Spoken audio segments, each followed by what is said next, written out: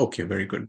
So today's topic, like we discussed yesterday, is going to be the coordination of benefits.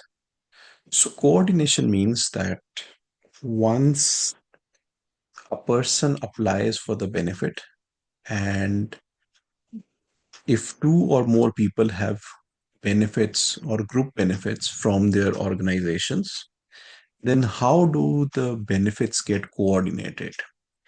So most of the time when we go to dental offices or when we go for any um, um, where they take both the plans into considerations, then coordination of benefits comes into effects. For example, at the pharmacy, if you're purchasing drugs or medications, if you're going for physiotherapy or massage therapy or dental benefits, when we are claiming benefits and both husband and wife have benefits, then they will go with the coordination of benefit. Same case for kids also. If both parents have benefits from their respective companies, then coordination of benefits is done. So the first thing that is determined is, and let me start my whiteboard also, so that will be clear.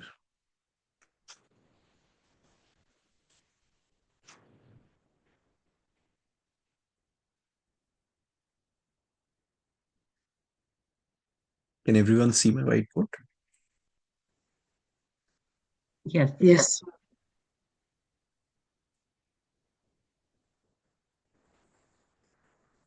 Okay. So the first thing, when we are claiming our benefits, we have to know who is the primary person who is claiming the benefit. So because when we say this is the primary person, then their company will be the first who will be paying for those benefits amount. So the first thing that we have to determine is who is the primary benefit carrier. And the primary benefit carrier means it's the organization of the person who is the primary person who is claiming the benefit. For example, if it is an employee, so there is an employer-employee relationship. Employer is providing the group benefits, and employee is the primary person.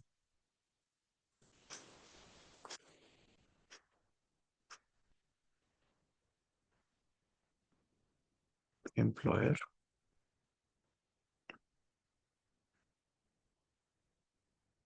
and employee. So if employee is the primary person who is claiming the benefit, then it is the employee's benefit carrier who will be responsible for paying the amount. Okay, who will be responsible for paying the benefit amounts. And if they are not able to cover everything, and the employee has a spouse and spouse has some benefits, then the remaining amount will be covered by the spouse's employer's benefit carrier. So let's say there is employer one, okay, and they have, for example, benefits from Sun Life.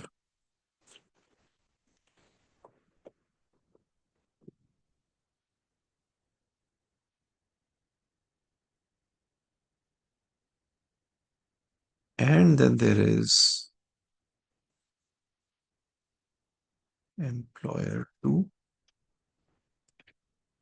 Let's say they have benefits from Manulife.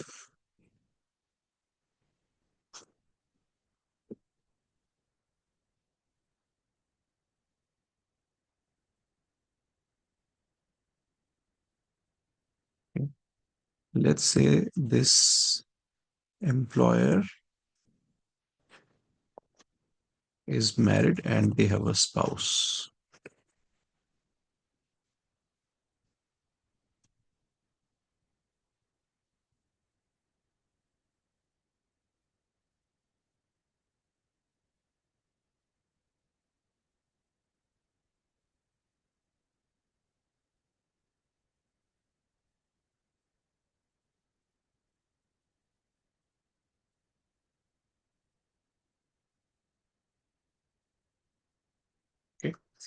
So in this case, let's say the employee visits the dental office.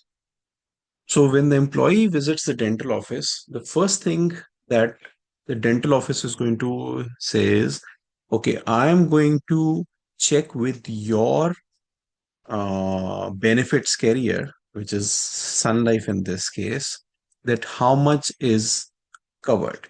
Okay. So the dental office, let's say, let's put it, make a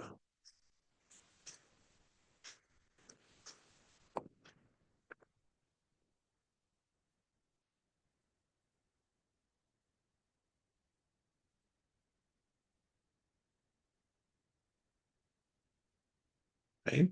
So if employee is visiting the dental office, then dental office is going to say, okay, first thing is let me check from Sun Life because employee is the first person or the primary person who will be responsible for paying.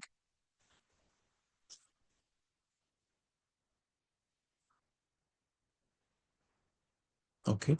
And let's say they cover about 80%. Then the remaining 20% will go to, they will check with the spouse and their company how much they cover. And generally, the remaining 20% will be covered by the menu life. So that is the scenario if uh, they visit dental office or they visit physiotherapy office or they go for a drug plan, let's say physio, massage, or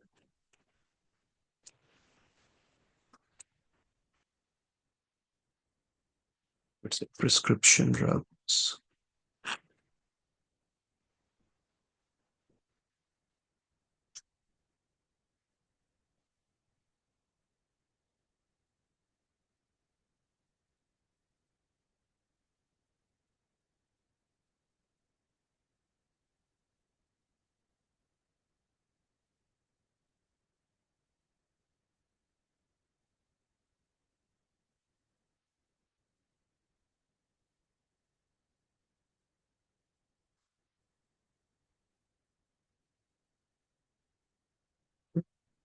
So in either of these cases, the employee's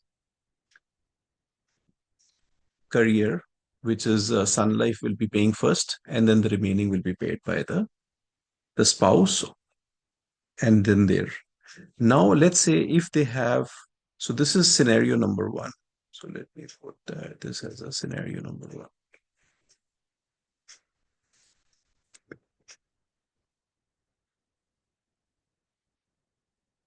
Okay. Now, let's say the employee is not visiting or the primary person is not visiting. They have kids, and one of their dependent kids is visiting the dental office.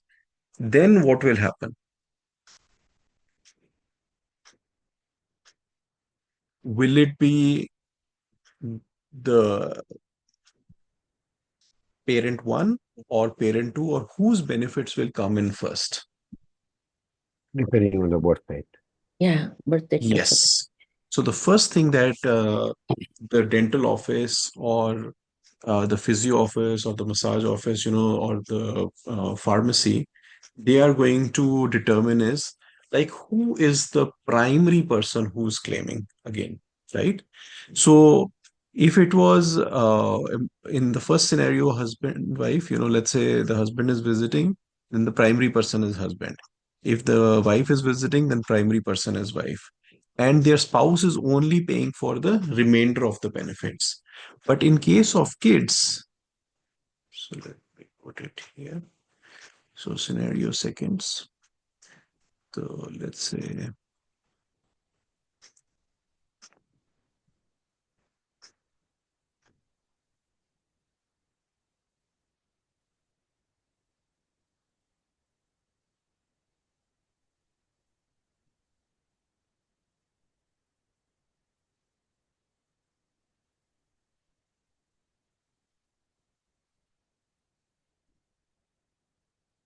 parent one, parent two, and let's say the kid is visiting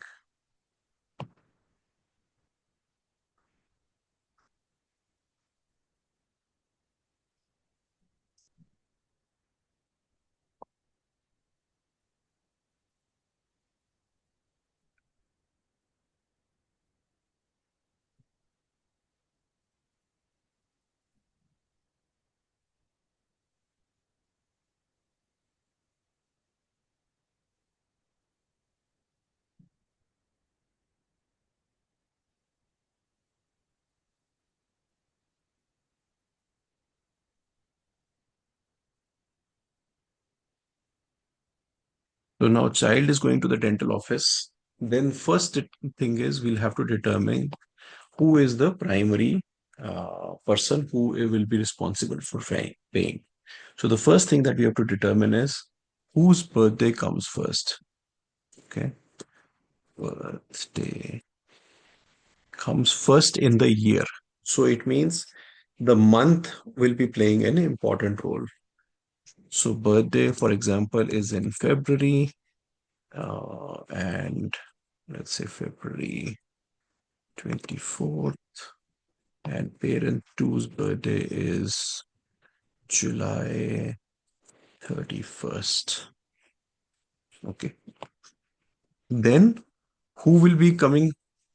They will check, parent one is February 24th, parent two is July 31st. Let's say parent one is age 35 and parent 2 is age 37.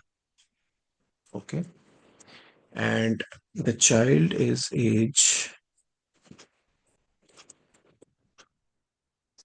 9 and birthday is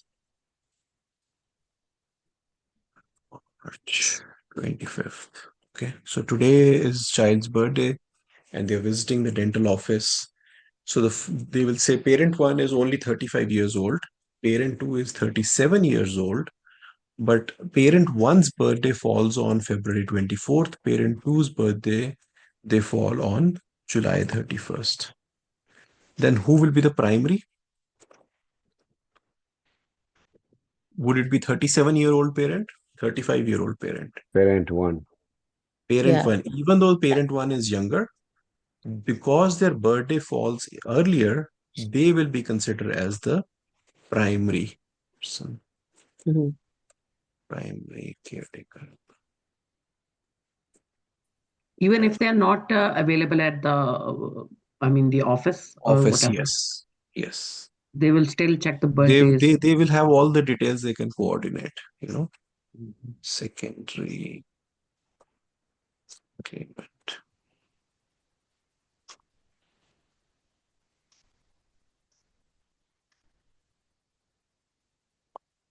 Okay.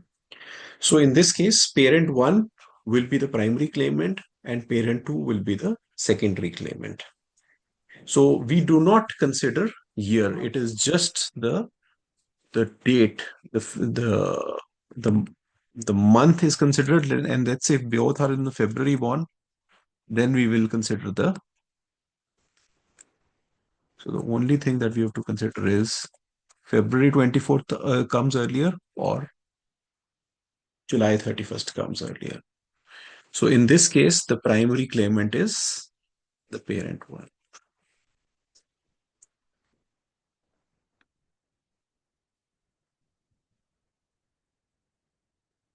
And this becomes the secondary. So parent one.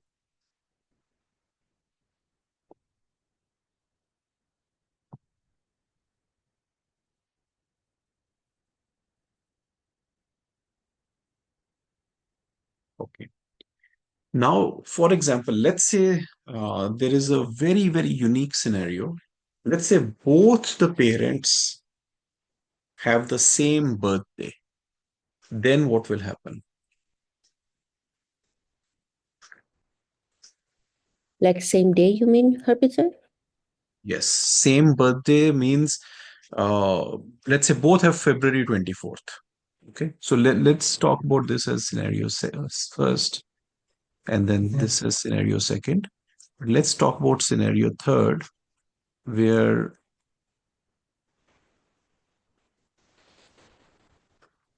both Maybe they, parents have. yeah, Then the age will come, the year, whoever is yeah, the older. year, right? Yeah, the year of the birth. Yeah, I think so.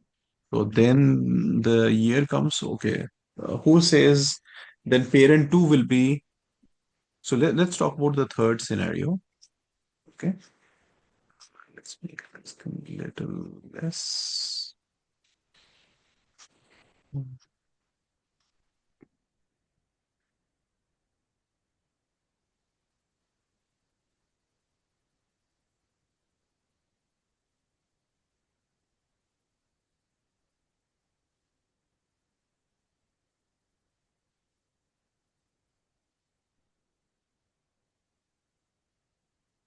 If I'm talking about scenario three, then let's say parent one is age 35, parent two is age 34. But let's say both have same birth date, February 24th. Okay. So who said now the primary person will become So, parent two? yeah, Does everyone agree? Parent two will become the primary person? yeah, I think so. Shouldn't the younger parent become the primary person? Because he was the first one born, right? Like the earlier Yeah. born, I think. Yeah, earlier person would be parent two because now they are elder, 2 years elder. Yeah. Yes. Okay. And the parent one is younger. But everyone is saying that parent two will now be the primary claimant. Is that correct or no? That's what I feel. Yeah. I think, yeah. Okay. So Nashila ji feels it should be parent two. Amin bhai, what do you feel? Parent two. Parent two. Okay. Rumasa ji, how about you? Parent one, Parent Be- one? You because mean the younger parent would be the Right. responsible? Okay. let's see, Shanaz because ji? he has more years to go, I believe. Mm-hmm. Shanaz ji, what do you say? No, I don't think parent one. We probably go by the year of birth. I don't Okay. know. So we go with neither parent one or parent two's year of birth. Okay. What we go Mhm. is, let's check their name. Let's say the name starts with A. Okay.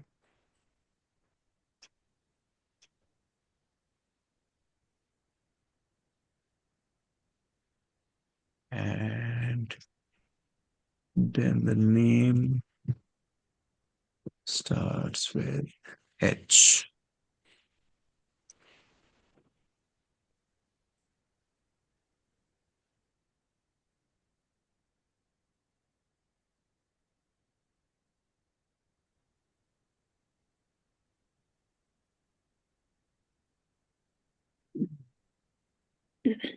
Okay. So if both ages are same, both their date of births are same, then they are going to check whose name comes first in the alphabetical order.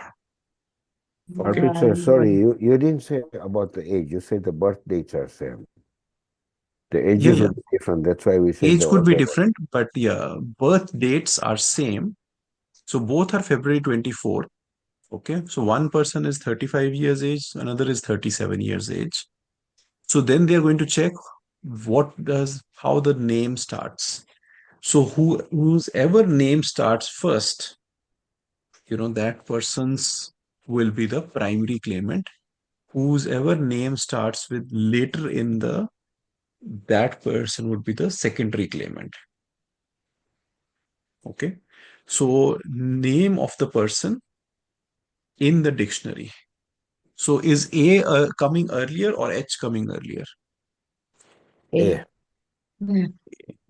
Right. So in this case, because name starts with A, this person will be the primary. Name starts with H, this person will be the secondary. Let's say if the first person's parent one's name start with H and they are 35 years, parent 2's is 37 years old, the name starts with A, then what will happen? A. Parent 2. Yes. Mm. So in this case, the scenario is like, okay,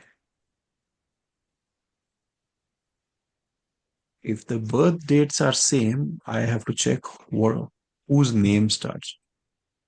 Claimant. Okay.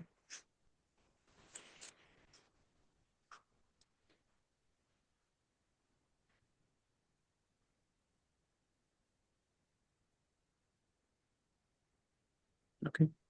So this is how we will determine who is the primary claimant versus who is the secondary claimant. Now let's talk about another scenario, which is going to happen in quite a high number of cases in Canada, because in Canada, 50% of the marriages they end with divorce. And now, let's say the parents are divorced and they have a child. Then, when the child goes to a dental office or to buy prescription drugs, or for any physio appointments or chiro or massage, where the coordination of benefits are going to take place, then how the scenario will work out. We'll always go on the biological parent first, right? Yes. And then it goes on to the step. Biological parent are both the parents are biological, but Yes. let's now talk about uh, that parents are divorced. Yeah.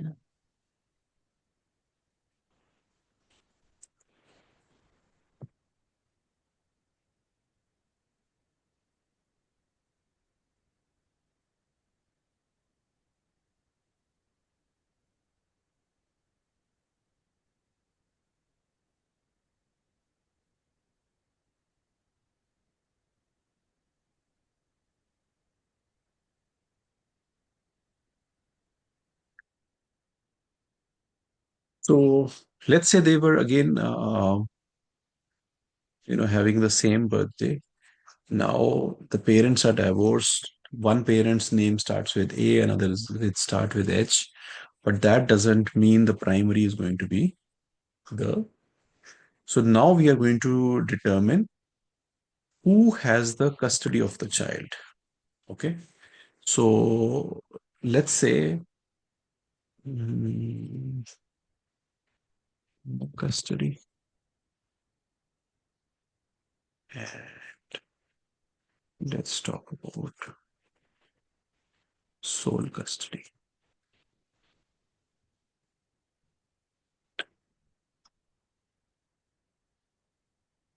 Okay.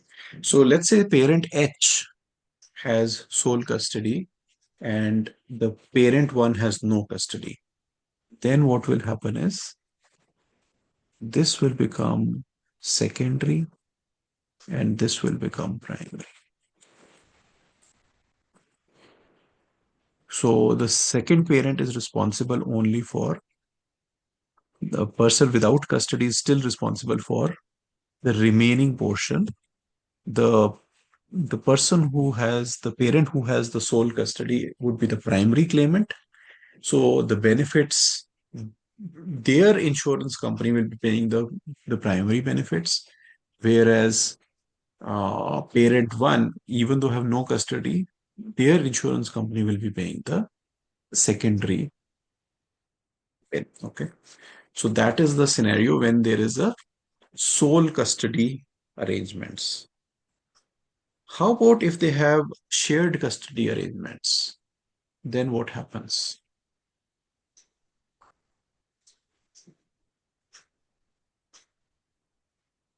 Anyone? Would it not be the same then if they were shared, like the first scenario? Sorry? If they have a shared custody, Mm-hmm. would it not be the same thing as scenario one then, whose birth date is first, Yes. right? So It will be exactly like scenario 3. If they have shared custody arrangements, okay, Right. they're divorced. So then scenario 3 will work out almost same. Then they will go with, okay. So I would say we can put one line here and say, uh,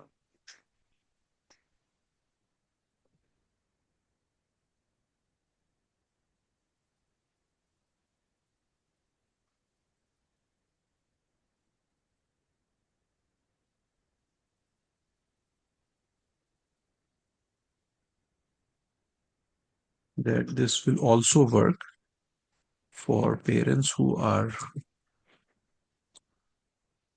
divorced with shared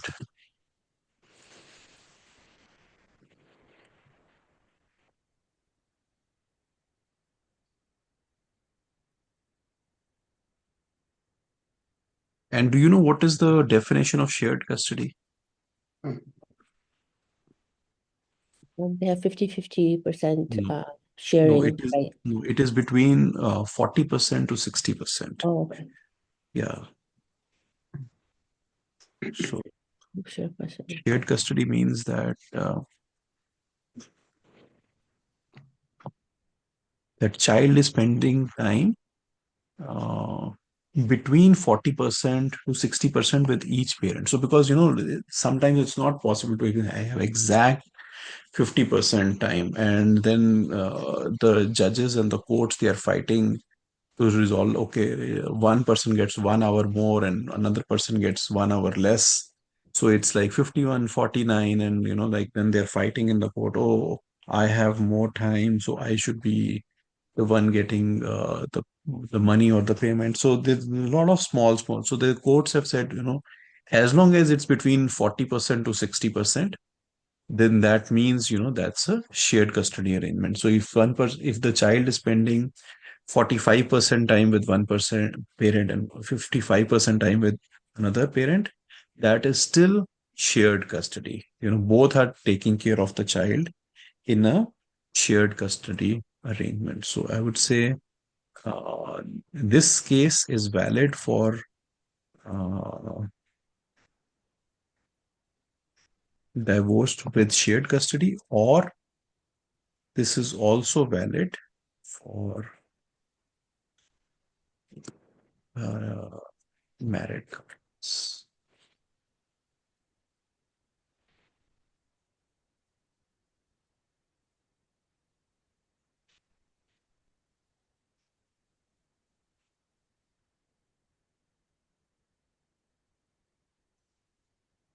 Okay, so scenario 3 applies in case of married couples or divorced couples with shared custody arrangements. And shared custody means between 40% to 60% of parenting time. Okay, so as long as the child is spending between 40% to 60%, then scenario 3 is applicable.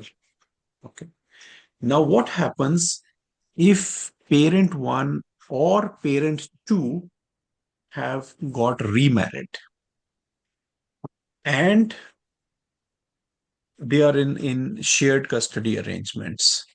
Then what happens? Then who pays for their benefit under sole custody arrangements or shared custody arrangements? Okay, so that is basically scenario 5 and 6, that how would everything get managed if they have got remarried. So let's talk about the scenario number 5.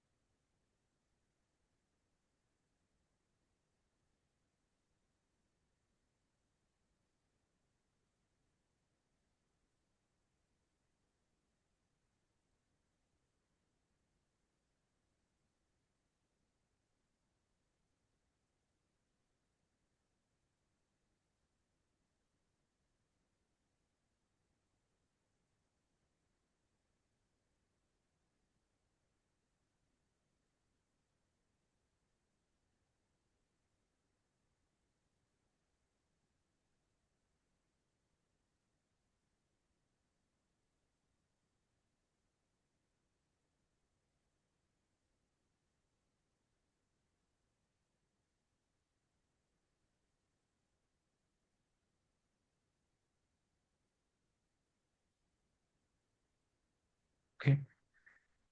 So now, let's say there was sole custody arrangement, and parent one got married, they have a spouse. Parent two got married, they have a spouse. For a child, who is going to be the first claimant, who will be the second claimant, who would be the third claimant, and who would be the fourth claimant? Because now there could be more than one claimant party. Nishilaji, I know you work in dental office. What do you think is going to be the scenario in this case? So I think in sole custody, Mm-hmm. right? I think so first it would be the mom or whoever has the sole custody, right? That would be the Right. parent. Mm-hmm. And I think then it would, if they're remarried, maybe the step parent, Mm-hmm. and then it would go to uh the the father. Mm-hmm.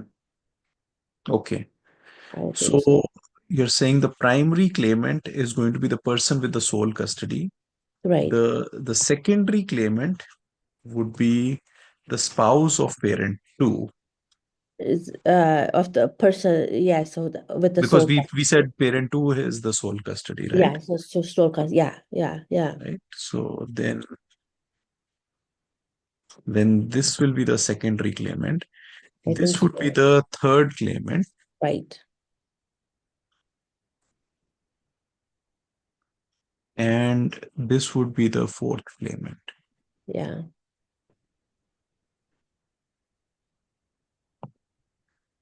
So this is helpful, only in case, there is, let's say, a major surgery or something, and the first two parents, the biological parents, Yeah. they are unable to cover all the expenses, and then it goes to the third party or the fourth party, Right. then this would be the Mm-hmm. scenario. But most of the time, because it is going to be covered by the first Two parents.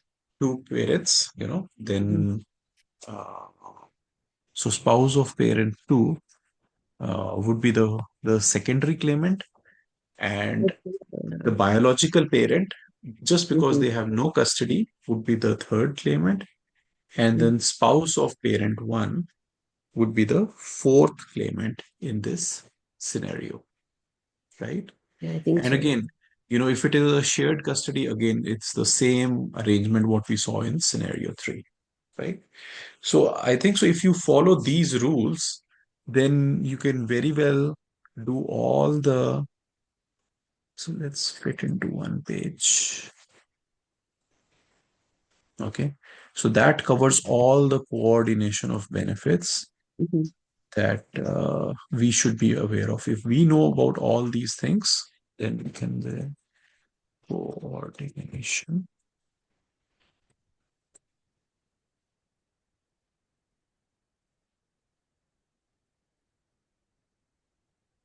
So the first thing in coordination of benefits we have to determine is who is the primary person who is responsible. And if the person who is responsible is either parent one or parent two, or uh, and if we are not able to determine, then we check first what is the month and the date of the parent. Whoever comes first, they will be the responsible one. If they both have the same uh, month and date, then we check the name, that name of their alphabet, where their name starts. Whoever name starts first as per the dictionary, they become uh, the primary person responsible. And then we also check what is their marital status. If the marital status is normal or married, then scenario three is applicable. But if they are divorced, and then we determine, okay, who has the sole custody arrangement. And the person who has the sole custody will be the primary, and the second one is the secondary. Then we also check if the primary or the secondary or both parents have got remarried and now they have spouses also. Then the child's uh, benefits will be coordinated by the person who has the sole custody and their spouse. That will be the secondary claimant. Then even though the biological parent is there, just because they don't have the parenting arrangement or the custody arrangements, then they will be the third claimant and their spouse will be the fourth claimant. Right? Making sense?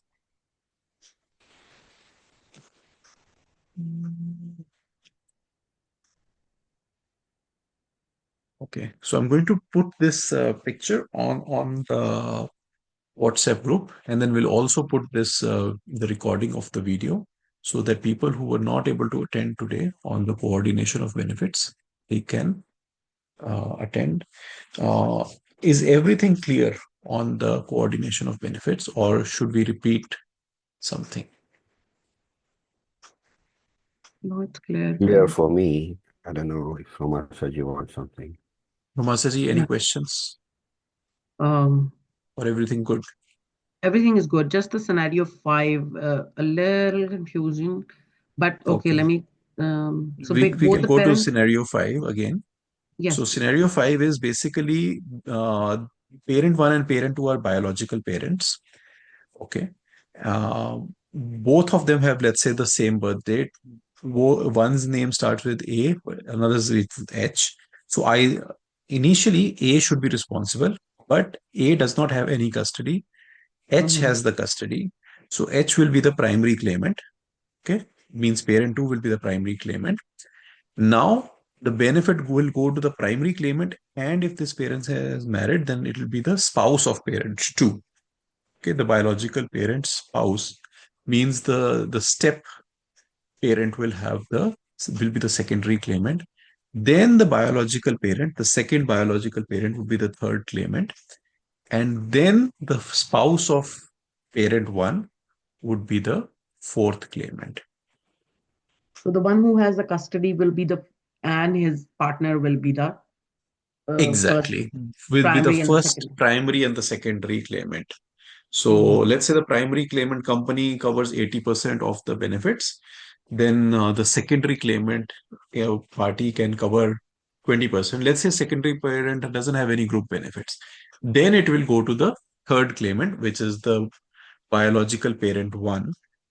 And if that person doesn't have the benefits from the company, then it will go to the fourth parent, which is the spouse of biological parent 1. And Mhm. then they will be paying, Even if they have no custody. even if they have no custody. Yeah. No custody, or even there could be shared custody, but it is less than 40%, Mhm. right? So Right. that when even the parenting time is there and the custody is less than 40%, okay, Mhm. that is also considered as sole custody.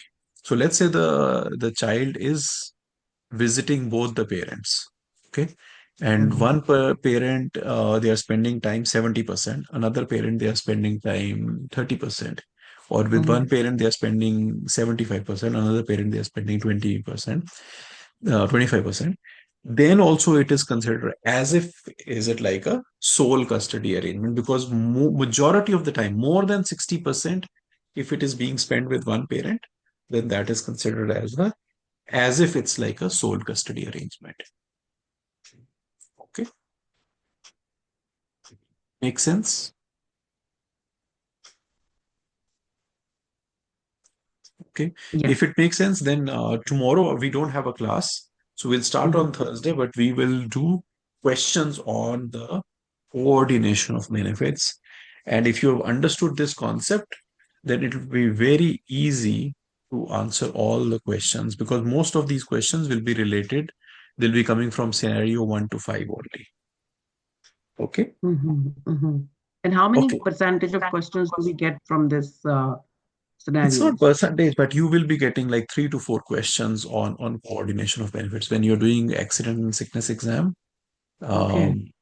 So let's say you get 4 questions, Mhm. right? I'm just giving an example. So 4 out of 35 is a pretty significant number, right? Mhm. It's an important topic to Mhm. understand and know, right? And it's a Mhm. very simple, once you have understood this concept, it's very simple to answer. Most of the people will have 100% correct answers because there's not much uh, difficulty. If you remember this concept, it'll be very easy for you to answer all the questions.